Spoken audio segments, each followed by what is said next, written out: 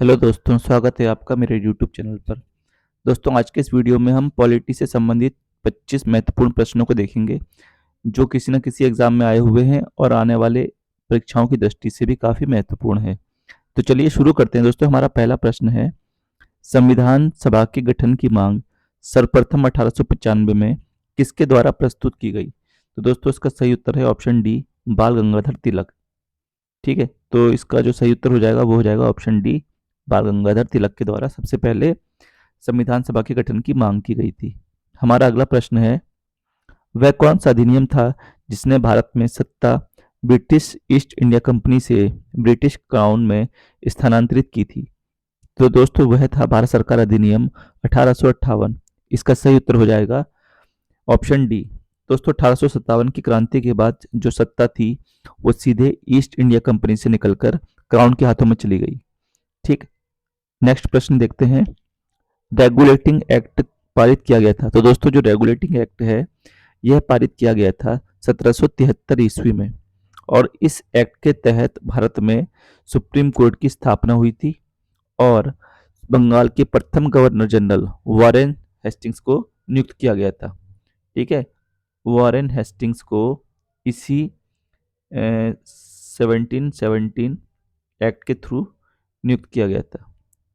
ठीक, अगला प्रश्न देखते हैं, मार्ले मिंटो सुधार बिल किस वर्ष में पारित किया गया?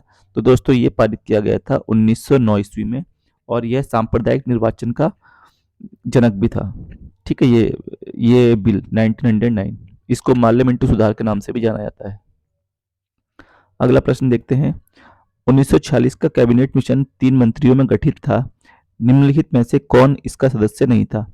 तो दोस्तों, पैथिक लॉरेंस सदस्य थे, अलेक्जेंडर सदस्य थे, स्टैफोर्ड क्रिप्स सदस्य थे, लॉर्ड एमरी इसके सदस्य नहीं थे। तो इसका सही उत्तर हो जाएगा ऑप्शन डी, लॉर्ड एमरी।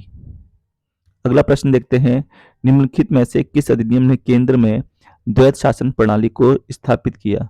तो दोस्तों, इसका सही उत्तर हो जाएगा भारत शासन अधिनियम 1935। Option A is the correct answer. अगला प्रश्न देखते हैं, किस अधिनियम को मॉन्टेग्यू चेम्सफोर्ड सुधार के नाम से जाना जाता है? तो दोस्तों, इसे जानते हैं भारत शासन अधिनियम 1919 की। ठीक है, इसे मॉन्टेग्यू चेम्सफोर्ड सुधार के नाम से भी जानते हैं। हमारा सही उत्तर हो जाएगा ऑप्शन बी।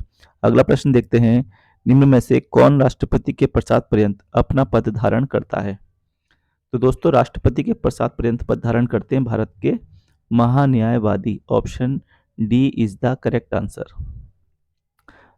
नियंत्रक एवं महालेखा परीक्षक, इसका दोस्तों जो कार्यकाल होता है वो 6 वर्ष या फिर 65 वर्ष, दोनों में से जो भी पहले हो वो होता है। मुख्य निर्वाचन आयुक्त का कार्यकाल भी सेम रहता है। लोकसभा अध्यक्ष का 5 साल रहता है। ठीक, तो इसका सही उत्तर हो जाएगा ऑप्शन डी। अगला प्रश्न देखते हैं, इनमें से कौन राज्य सरकार का कानूनी सलाहकार है? दोस्तों, जो राज्य सरकार का कानूनी सलाहकार है वह महाधिवक्ता कहलाता है। इसका सही उत्तर हो जाएगा ऑप्शन डी। अगला प्रश्न देखते हैं, भारत की संविधान सभा गठित करने का आधार क्या था? तो दोस्तों, जो भारत की संविधान सभा थी इसे गठित करने का आधार था कैबिनेट मिशन प्लान 1946।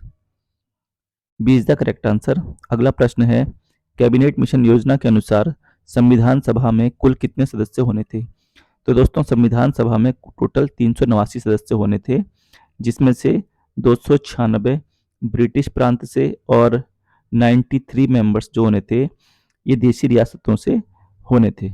ठीक है, और इसमें जो सीटों का अनुपात था 10:1 था, यानी कि 10 लाख जनसंख्या पर एक candidate.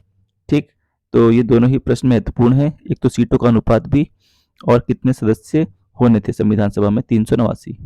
A is the correct answer.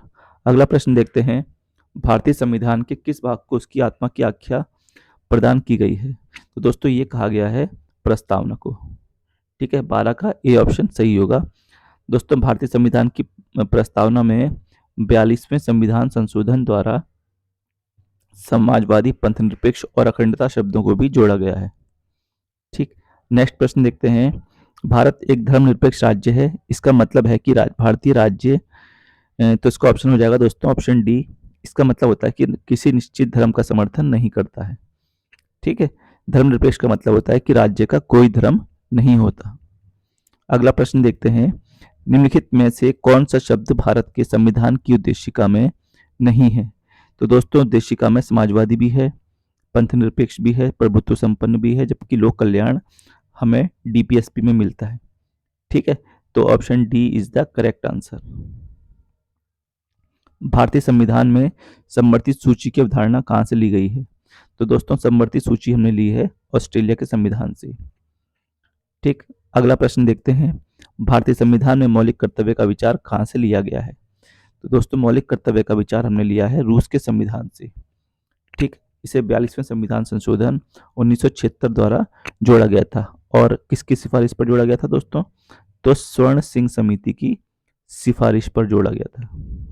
ठीक, अगला प्रश्न देखते हैं, संविधान के किस भाग में संविधान संशोधन की प्रक्रिया का उल्लेख है? तो दोस्तों संविधान संशोधन की प्रक्रिया का उल्लेख भाग 20 में है। ठीक, अगला प्रश्न देखते हैं, संविधान के किस भाग में पंचायती राज व्यवस्था संबंधी प्रावधान दिए गए हैं?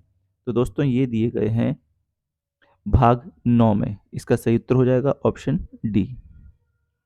अगला प्रश्न देखते हैं, मूल संविधान में कितनी अनुसूचियां थी? दोस्तों मूल संविधान में 8 अनुसूचियां थी।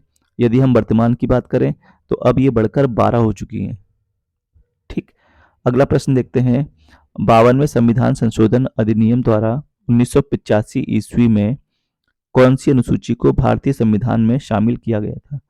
तो दोस्तों 1985 में 10वीं अनुसूची को जोड़ा गया था और यह अनुसूची दल बदल संबंधी कानूनों से रिलेटेड है। ठीक, अगला प्रश्न देखते हैं, भारतीय संविधान के किन अनुच्छेदों में नागरिकता संबंधी प्रावधान है?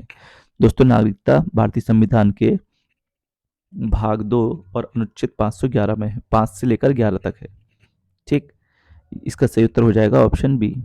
अगला प्रश्न देखते हैं, मौलिक अधिकार के अंतर्गत कौन सा अनुच्छेद बच्चों के शोषण से संबंधित है? तो दोस्तों मौलिक अधिकार के अंतर्गत बच्चों के शोषण से संबंधित जो अनुच्छेद है वो है 24वां।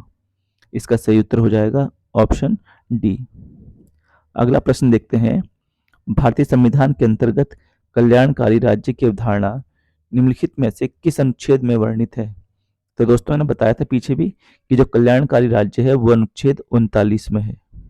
ठीक है, डीपीएसपी में आता है ये और इसका सही उत्तर हो जाएगा ऑप्शन बी। अगला प्रश्न है, संसद का स्थायी सदन है। तो दोस्तों संसद का जो स्थायी सदन है वो है राज्यसभा। ठीक है, यहाँ पर याद रखने वाली बात ये भी है कि जो राज्यसभा है, राज्यसभा में वर्तमान में जो सीटें हैं वो हैं 245। ठीक है, और अगर लोकसभा पूछेगा तो लोकसभा में सीटों की संख्या है 545।